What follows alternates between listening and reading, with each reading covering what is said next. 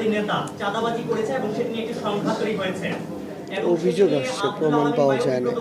এই বিষয়টি আপনারা অবগত আছেন কিনা? এটা তো ব্যক্তিগত আমাদের জানার মতে এই বিষয়ে অভিযোগ এসেছে, এখনো এই বিষয়ে প্রমাণ কিছু পাওয়া গেছে বলে জানা যায়নি। আমরা এটা দেখব এবং এই বিষয়ে সাংগঠনিক শৃঙ্খলাজনিত কোনো ভঙ্গন হলে সেটার আমরা ব্যবস্থা নিব।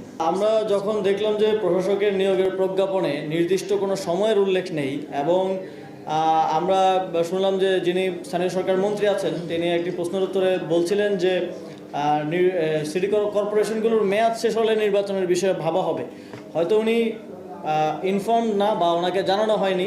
সিটি কর্পোরেশনগুলোর মেয়াদ কিন্তু 12টা সিটি কর্পোরেশন 12টারই শেষ এবং প্রত্যেকটা নির্বাচন দেওয়ার জন্য এলিজিবল। শুধুমাত্র 11টা সিটি কর্পোরেশনের মেয়াদ আমি যখন দায়িত্বে ছিলাম তখনই শেষ হয়ে গিয়েছিল, আজ থেকে প্রায় 1 বছরেরও বেশি সময় আগে, এবং একটা city corporation Chittagong city corporation সেটা রিসেন্টলি শেষ হয়েছে।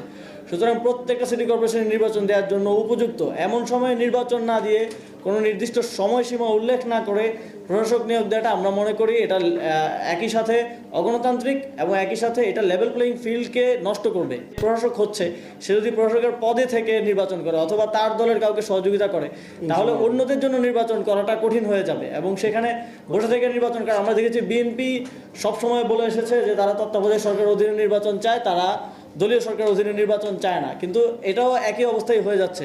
দলীয় লোক চেয়ারে বসে থাকা অবস্থায় নির্বাচনটা এক ধরনের নিরপেক্ষ নির্বাচন হওয়ার সম্ভাবনাটা এখানে কমে যায়।